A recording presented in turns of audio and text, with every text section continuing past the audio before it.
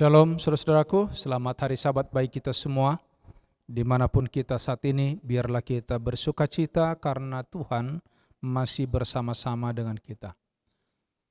Pada Sabat ini, saya rindu untuk berbagi firman Tuhan yang menjadi makanan rohani kita dan imun untuk menghadapi penyakit-penyakit rohani yang terjadi di zaman ini dan terlebih siap untuk kedatangan Yesus yang kedua kali. Mari kita tunduk kepala berdoa sejenak. Bapa di sorga, Bapa yang penuh kasih, hadirlah Engkau Tuhan di tengah-tengah kami anak-anak-Mu. Kami rindu mendengarkan firman-Mu, urapan kuasa Roh-Mu menjadi bagian kami. Berkati hamba-Mu yang menyampaikan, inilah doa dan permohonan kami, di dalam nama Yesus kami berdoa dan mengucap syukur. Amin. Saudaraku yang kasih dalam Tuhan, dari hari ke hari saya perhatikan hidup kita bukan semakin baik.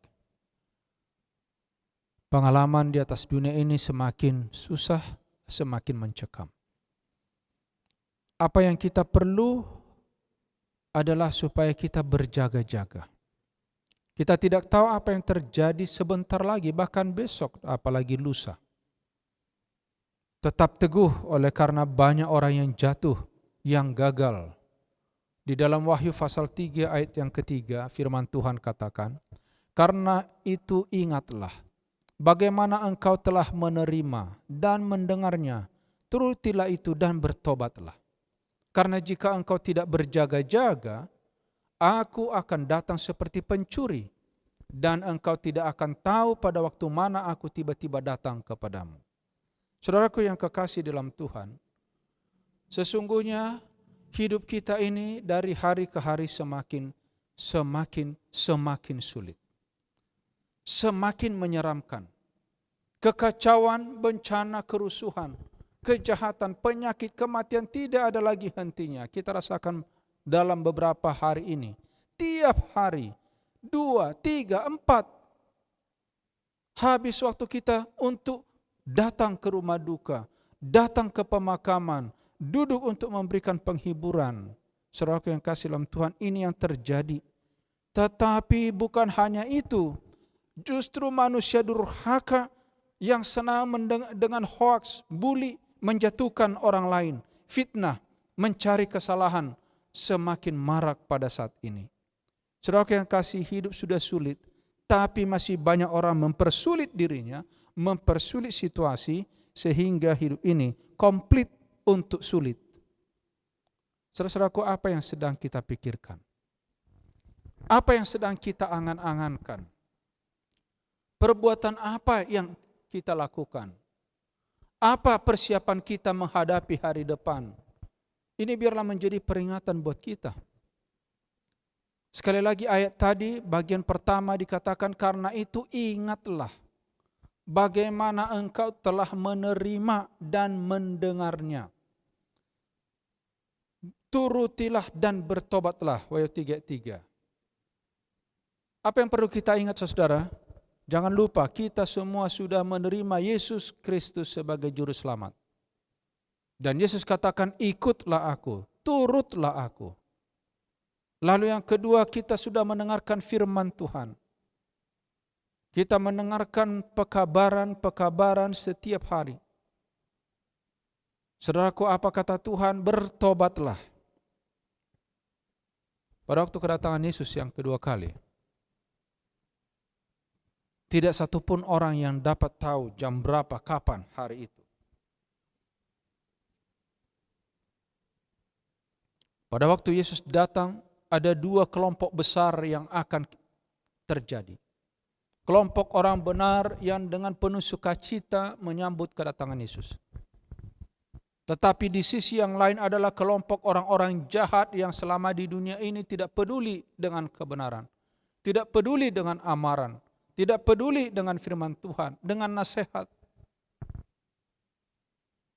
Mereka saat itu justru di dalam ketakutan yang luar biasa.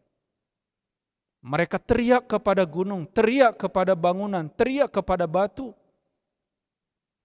untuk dapat menyembunyikan diri dari kemuliaan Tuhan yang luar biasa. Saudara-saudaraku, orang benar di hadapan Tuhan Wahyu 8 ayat 51. Sesungguhnya barang siapa menuruti firman-Ku, kata Yesus, ia tidak akan mengalami maut sampai selama-lamanya. Saudara-saudara yang kasih, upah dosa ialah maut. Inilah sebenarnya yang sudah dibayar oleh Yesus di kayu salib bagi mereka yang percaya kepadanya. Tapi berapa banyak orang yang tidak percaya kepada berita itu? Bahkan dengan sombong untuk melawan, menentang, menolak pekabaran. Saudara yang kasih dalam Tuhan, firman Allah adalah ajaran sehat. Alkitab ini menceritakan hal-hal yang indah, janji-janji Tuhan yang luar biasa bagi saudara dan saya. Ajaran sehat adalah kebenaran Alkitab yang meningkatkan kesalehan, yang meningkatkan pengabdian, yang meneguhkan umat untuk tetap setia dalam iman. Saudaraku, jangan habiskan waktumu untuk berdebat. Pada waktu saya baca tulisan ini, saya berterima kasih karena di belakangan ini ada banyak orang-orang yang kelihatan rajin belajar. Tetapi dalam rajin belajar itu dengan semangat yang berapi-api, tidak memiliki hikmat, hanya didorong oleh emosi saja. Apa yang terjadi? Dengarkan baik-baik kalimat ini. Beberapa bagian dari kitab suci tidak pernah dimengerti dengan sempurna sampai dalam kehidupan pada masa yang akan datang. Kristus baru akan menerangkannya. Ada rahasia-rahasia yang akan diungkap, pernyataan-pernyataan yang tidak dapat dijangkau pikiran manusia. Dan musuh akan berusaha menimbulkan alasan terhadap hal-hal ini yang lebih baik tetap tidak diperbincangkan sesungguhnya. Jadi saudaraku yang kasih dalam Tuhan, saya lihat sekarang ini apakah di kalangan para hamba Tuhan, di kalangan umat-umat Tuhan, ada hal-hal yang selalu diperbincangkan seolah-olah menggali lebih dalam, tetapi lupa mereka keterbatasan pikiran manusia. Dan dikatakan tadi, satu saat itu akan baru dimengerti bila mana Kristus menerangkannya. Pelayanan Injil halaman 274. Dan inilah yang dikatakan dalam Alkitab dalam Ulangan 29 ayat 29. Hal-hal tersembunyi ialah bagi Tuhan Allah kita.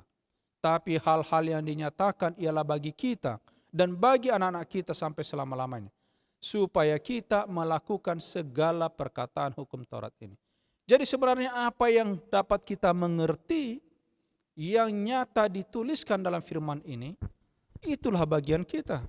Tapi berapa banyak manusia sekarang ini menguras pikiran waktu berdebat dengan hal-hal yang tidak tertulis. Mereka yang dalam khotbah mereka melewatkan kebenaran-kebenaran agung dari firman Allah, perhatikan baik-baik, dan hanya membicarakan hal-hal kecil, berarti tidak memberitakan Injil, melainkan sedang memberikan pemikiran sesat dan omong kosong. Sahabatku para pendeta, biarlah pendeta-pendeta kita tidak menggunakan waktu dalam memperbincangkan masalah seperti itu. Biarlah mereka yang mempunyai pertanyaan tentang apa yang harus mereka ajarkan, pertanyaan tentang pokok pembicaraan yang dimana mereka patut diam. Saudara-saudara yang kasih, ada saatnya kita diam. Makanya saya kalau lihat ada banyak perbincangan bagi saya yang tidak membangun iman, tidak menambah pengabdian. Saudara-saudaraku yang kasih, patut kita diam. Tetapi apa yang diminta oleh Tuhan, arahkanlah kepada pembicaraan atas guru besar itu dan ikutilah jalur pemikirannya. Saudara-saudaraku yang kasih dalam Tuhan, kalau kita baik-baik membaca perjalanan Yesus, Yesus tidak pernah membuang-buang waktu untuk berdebat, apalagi dengan ahli Taurat orang-orang Farisi. Berkali-kali Yesus terdiam, dan kalaupun menjawab, hanya sepatah dua kata. Saudara yang kasih dalam Tuhan, adalah merupakan satu kesombongan, memanjakan diri dalam praduga dan teori mengenai masalah yang Tuhan sendiri tidak nyatakan. Sekarang ini ribut mengenai Yahweh, ribut mengenai Trinitas, ribut mengenai Roh Kudus, dan lain sebagainya. Padahal Alkitab menulis dengan sederhana. Hal-hal yang sederhana ini bukannya diimani, tapi yang tidak ada dicari-cari.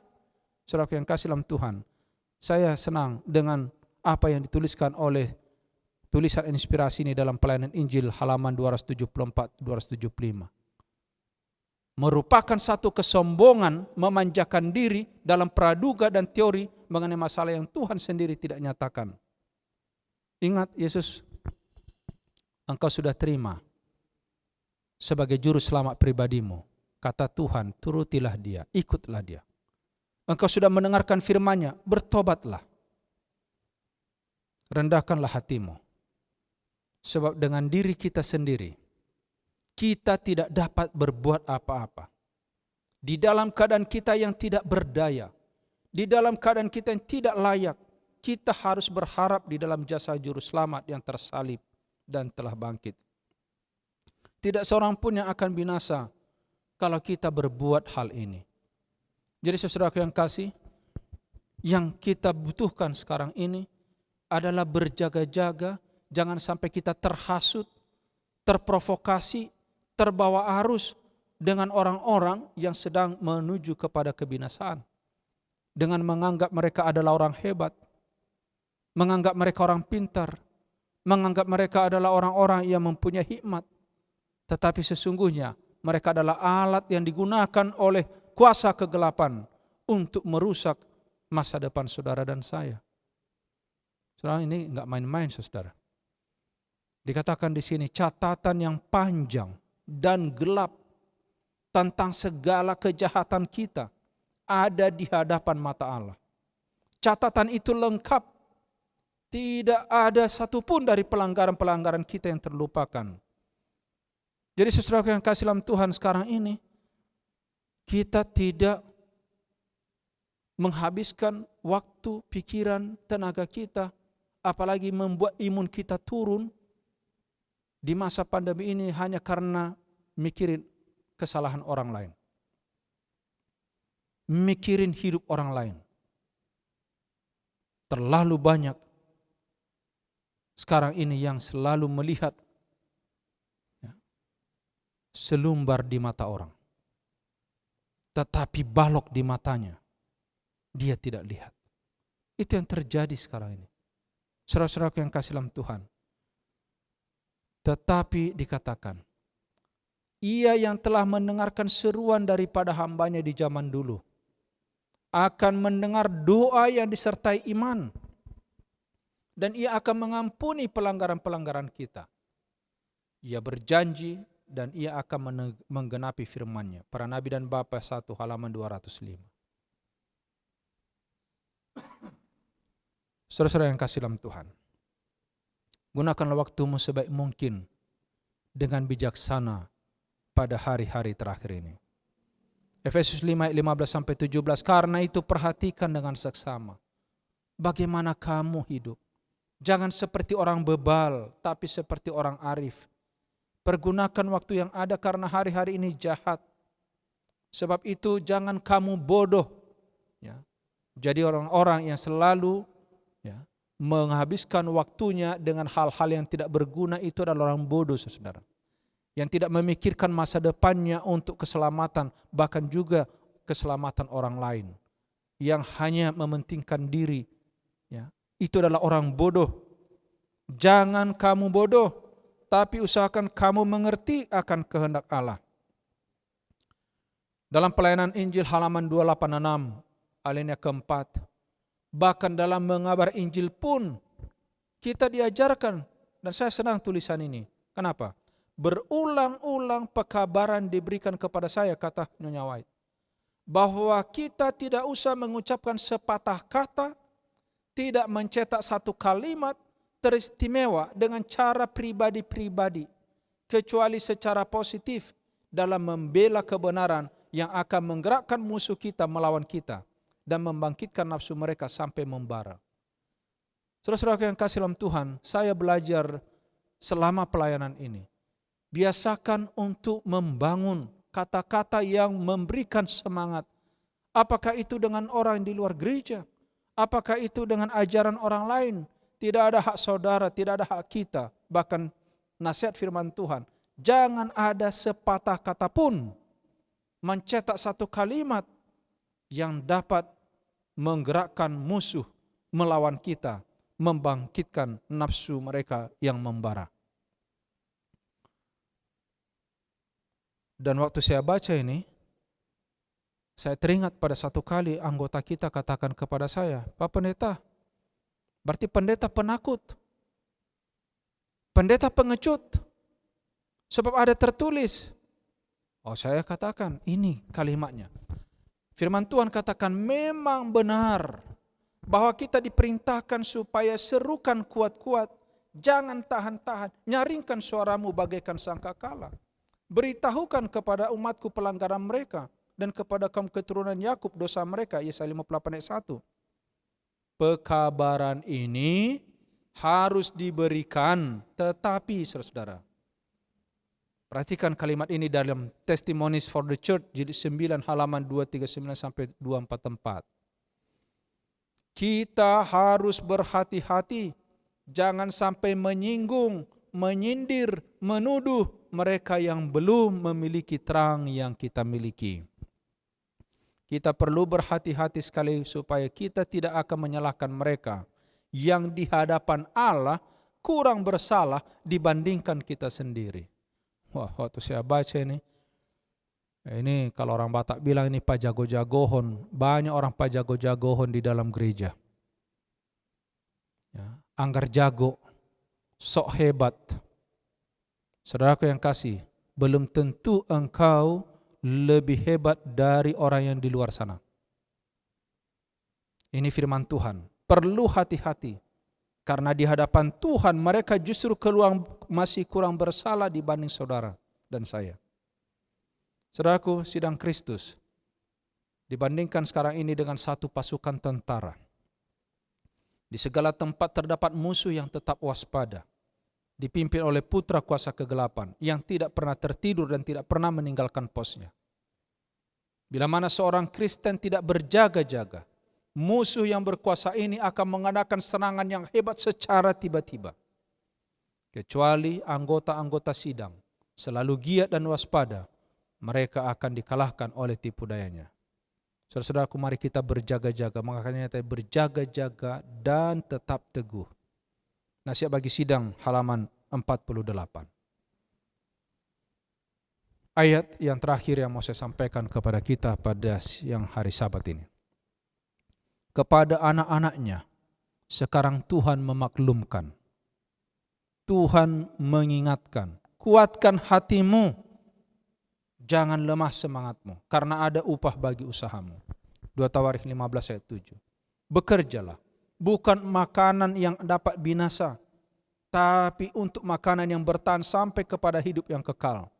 Sebab aku ini menyertai kamu. Saudaraku yang kasih dalam Tuhan, Yohanes 6 ayat 27, Matius 28 ayat 20 adalah merupakan jaminan kepada saudara dan saya. Ingat sekali lagi, engkau telah menerima Yesus Kristus, turut dan ikutlah Dia. Engkau sudah mendengarkan firman Allah, bertobatlah.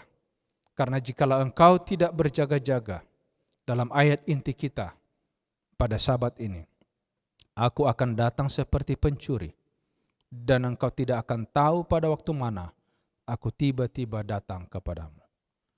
Kiranya Tuhan memberkati kita pada saat kita di dalam persiapan menghadapi hari-hari yang tidak menentu ke depan ini. Agar kita boleh membenahi diri, membenahi iman, membenahi rumah tangga kita, membenahi keluarga, membenahi jemaat kita. Gantinya saudaraku, terprovokasi dengan kuasa kegelapan dan bahkan tanpa sadar kita digunakan sebagai alatnya. Tuhan kiranya memberkati kita. Kita bersatu dalam doa. Bapa di sorga, kami puji muliakan Tuhan pada Sabat ini. Terima kasih pekabaran firman Tuhan yang luar biasa. Tuhan mengingatkan kami, agar kami yang sudah mendengarkan, menerima Yesus sebagai Juru Selamat, mendengarkan firman Tuhan selama ini, kami boleh menjadi seorang yang penurut dan seorang yang bertobat.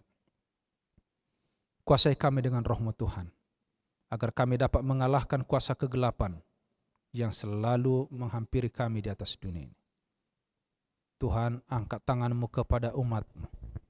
Berikan mereka berkat dan kuasa. Tuhan memberkati engkau dan melindungi engkau. Tuhan menyinari engkau dengan wajah dan memberikan engkau kasih karunia. Tuhan menghadapkan wajahnya kepadamu dan memberi engkau damai sejahtera. Kiranya kasih karunia Tuhan Yesus, kasih Allah Bapa serta persekutuan Roh Kudus memberkati kami dari sekarang sampai selama-lamanya. Di dalam nama Yesus kami sambut berkat-Mu. Amin.